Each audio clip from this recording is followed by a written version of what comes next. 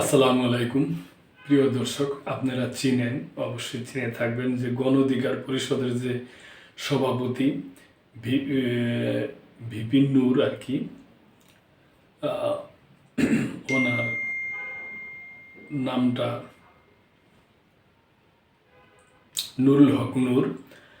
তো উনি একটা মন্তব্য করছেন আর কি। উনি বলছেন যে ধরেন আমাদের আমরা নির্বাচিত হয়ে গেছি 12ই ফেব্রুয়ারি, শুধু আর আনুষ্ঠানিকতা। তবে প্রিয় দর্শক, ব্যক্তিগতভাবে ওনার এই মন্তব্যটা আমার একেবারেই পছন্দ হয় নাই। তার কারণ কি, যে ইলেকশনে কে জয় পরাজয় হবে এবং কার জয় পরাজয় হবে এবং জনগণ কাকে ভোট দিবে এটা জনগণই জানে, এবং 12ই ফেব্রুয়ারি ইলেকশনের দিন এবং ইলেকশনের পর দিনে তা বোঝা যাবে। উনি যেভাবে বলছে এটা আমার ব্যক্তিগত পছন্দ হয় নাই। এখন আপনাদের ব্যাপার। বিজয় আমাদের হয়ে গেছে, 12ই ফেব্রুয়ারি শুধু আনুষ্ঠানিকতা। নূর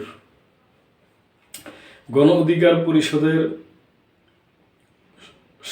সভাপতি ও ডাকসুর সাবেক ভিপি নুরুল হক নূর বলেছেন, আমরা বলতে পারি বিজয় আমাদের হয়ে গেছে, 12ই ফেব্রুয়ারি শুধু আনুষ্ঠানিকতা হবে।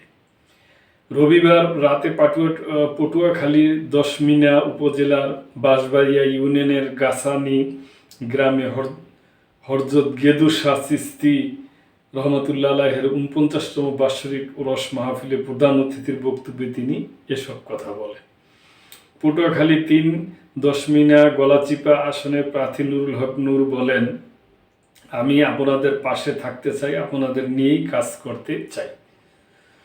ধর্মীয় ও সামাজিক অনুষ্ঠানে বিএনপি, গণ অধিকার পরিষদ, আওয়ামী লীগ, জামাত সহ সব রাজনৈতিক ও ইসলামী দলের মানুষের একসঙ্গে অংশগ্রহণ আমাদের নৈতিক দায়িত্ব। তিনি আরও বলেন, দশমিনা ও গলাচিপা উপজেলাকে আমি একটি রোল মডেল হিসেবে গড়ে তুলতে চাই।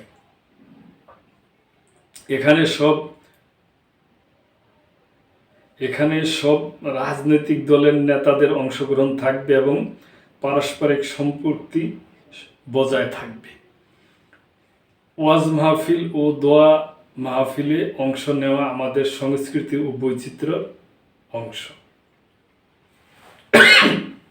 দুঃখিত।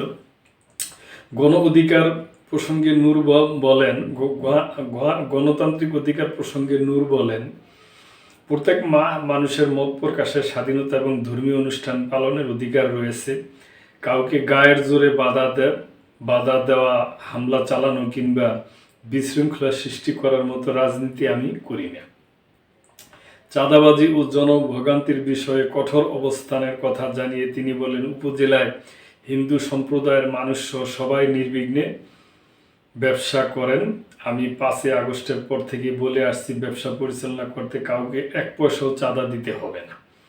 আমাদের দলের কেউ যদি চাঁদাবাজি বা জনভোগান্তির সঙ্গে জড়িত থাকে তাকে কোনো ছাড় দেওয়া হবে না।